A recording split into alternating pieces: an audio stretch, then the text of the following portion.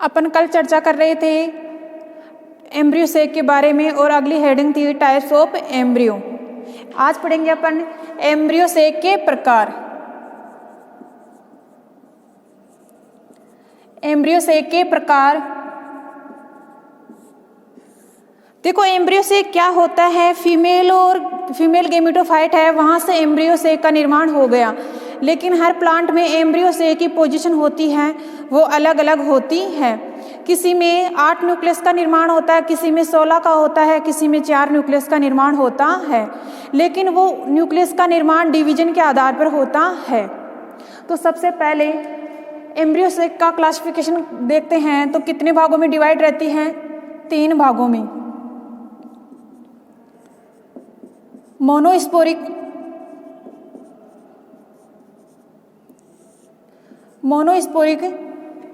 Second होता है। Monosporic को हिंदी में कहते हैं एक बीजाणु। मोनोस्पोरिक इसको बोलते हैं एक बीजाणु। सेकंड होता है बाइस्पोरिक।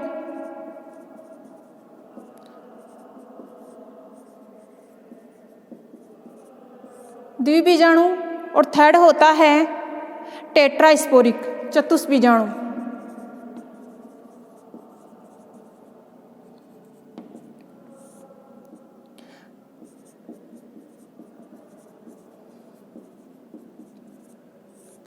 चतुष्क बीजाणु। अब इसमें क्या होता है, जो मोनोस्पोरिक होता है उसमें किस प्रकार के न्यूक्लियस बनते हैं, कितने संख्या बनती है, कौन कौन से प्लांटों में ये पाया जाता है। तो मोनोस्पोरिक होता है, मोनो का अर्थ क्या होता है? एक बीजाणु। बाइस्पोरिक में कितना होते हैं? 2 बीजाणु। और चतुष्पाक में कितने होते हैं? 4 बीजाणु।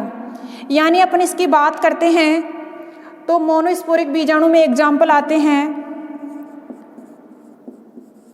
पोलिगोनियम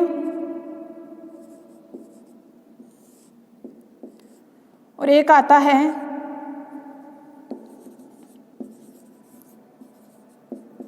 ओइनोथोरा। एक एग्जाम्पल आता है ओइनोथोरा। ओइनोथोरा में न्यूक्लियस की संख्या होती है 4 होती है। पोलिगोनियम में न्यूक्लियस की संख्या होती है, पोलोगोनियम में न्यूक्लियस की संख्या होती है 8। पोलोगोनियम में न्यूक्लियस की संख्या कितनी होती है? 8। अब ये 8 न्यूक्लियस का निर्माण और ओइनोथोरा में 4 न्यूक्लियस का निर्माण होते हैं। लेकिन दोनों एग्जाम्पल किसके हैं? मोनोस्पोरिक। अब मोनोस्पोरिक में क्या होता है, कल अपन ने फीमेल गेमेटोफाइट में पढ़ा था एमएमसी सेल। एमएमसी 4 अगुणित बीजाणु का निर्माण करती है, यानी 4 अगुणित बीजाणु का निर्माण करती है, जिनमें से 3 तो क्या हो जाते हैं? नष्ट हो जाते हैं। एक क्या रहता है? क्रियाशील रहता है। वो एक क्रियाशील स्पोर है, उसी से ही एम्ब्रियो का टाइप होता है वो अलग अलग होता है। अब यहाँ पे देखो, अब इस स्टेप में अपन बात करते हैं तो सबसे पहले देखते हैं कि जो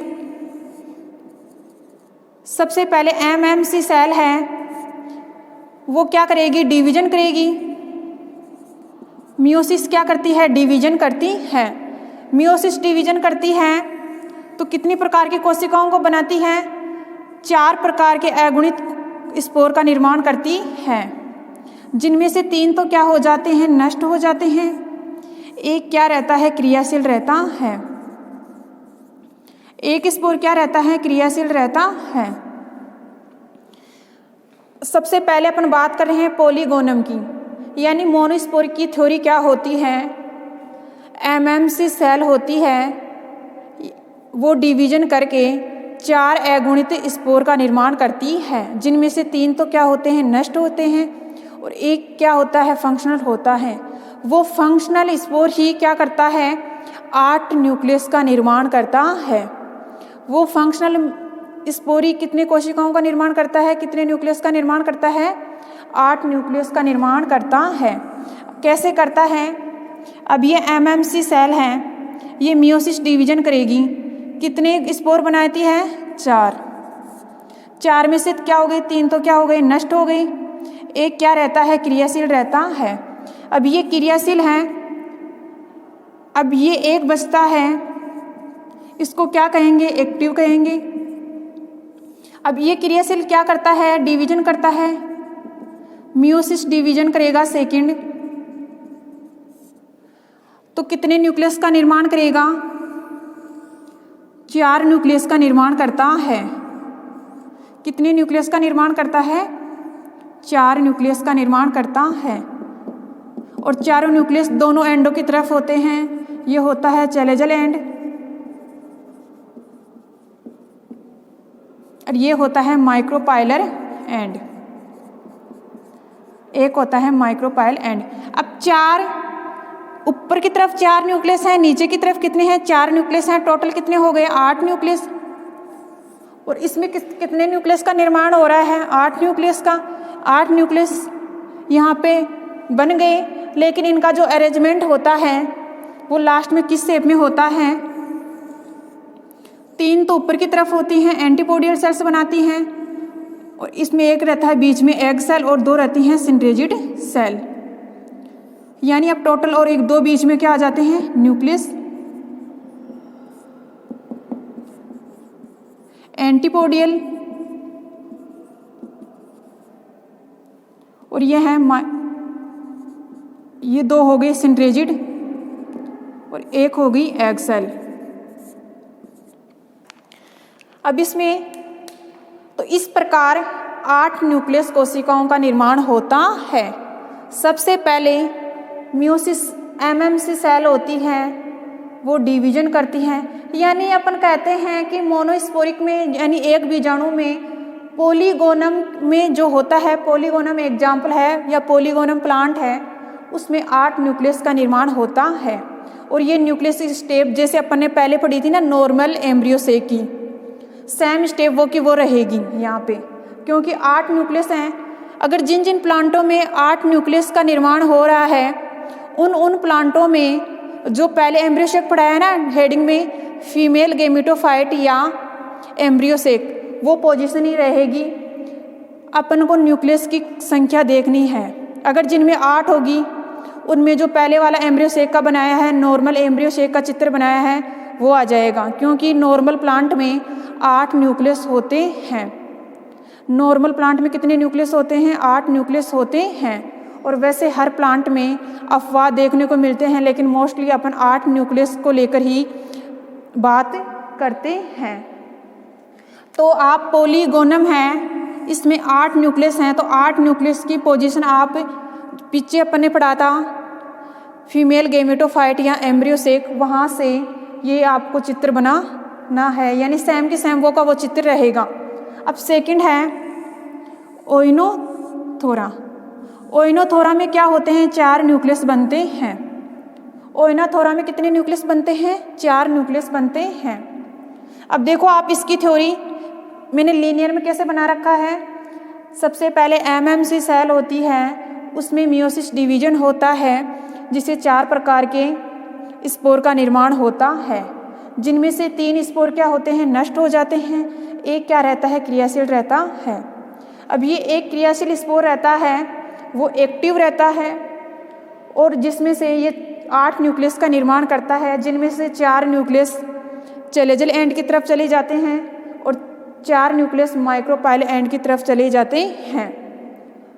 लास्ट में 4 में से 1 न्यूक्लियस बीच में आ जाता है।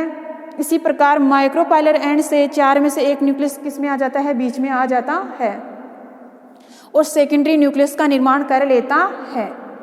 तो इस कंडीशन को कहते हैं मोनोस्पोरिक, यानी एक बीजाणु, और उसमें एग्जाम्पल है पॉलीगोनम।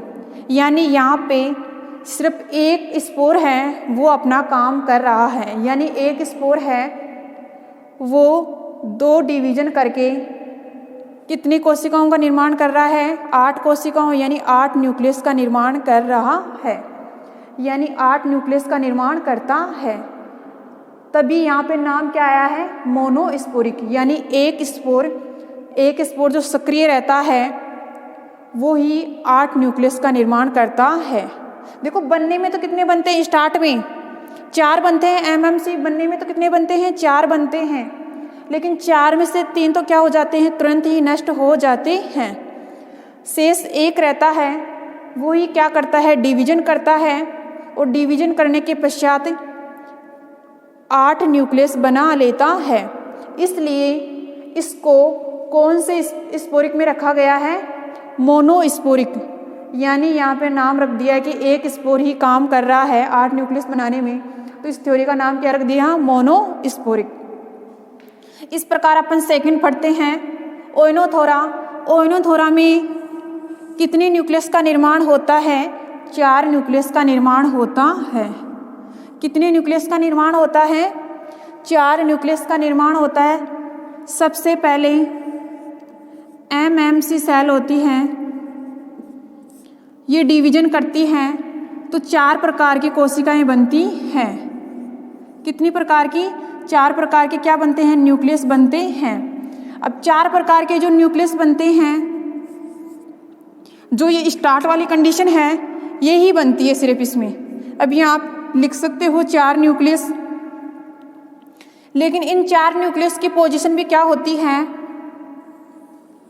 3 तो रहते हैं नीचे की तरफ माइक्रोपाइलर एंड की तरफ, 1 रहता है केंद्रक में, यानी 1 रहता है बीच में और 3 रहते हैं माइक्रोपाइलर एंड की तरफ। इस कंडीशन को बोलते हैं ओइनोथोरा। इस कंडीशन को क्या बोलते हैं, ओइनोथोरा, यानी ओइनोथोरा में 4 न्यूक्लियस बनते हैं।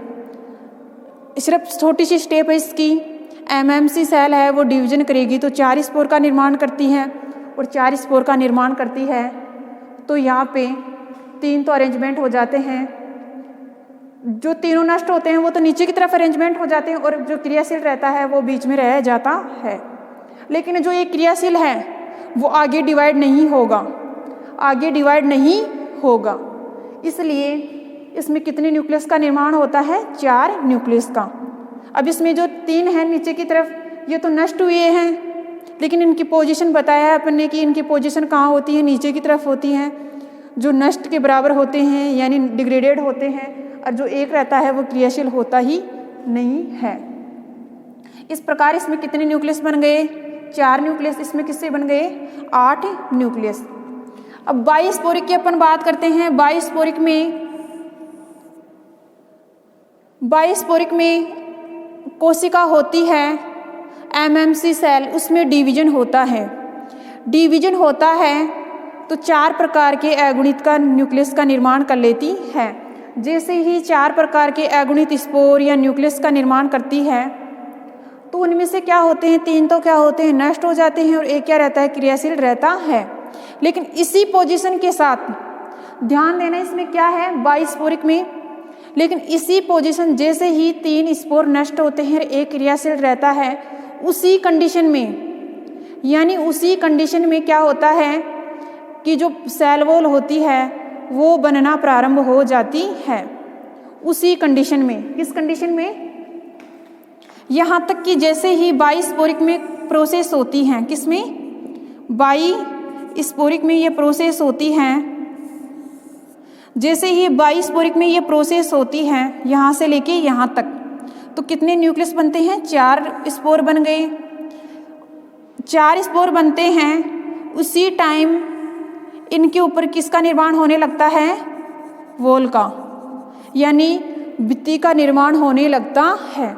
और जैसे ही भित्ति का निर्माण होने लगता है तो ये भित्ति क्या होती है, मिडिल लेयर में डिवाइड नहीं होती है, यानी मिडिल लेयर है इसमें डिवाइड, मिडिल लेयर है वो आउटर भित्ति से जुड़ी हुई रहती है, क्लियर अलग नहीं हो पाती है। इसलिए इसको बोलते हैं द्विक सेल। द्विक सेल इंग्लिश में बोलते हैं डायड कोशिका और हिंदी में बोलते हैं द्विक कोशिका।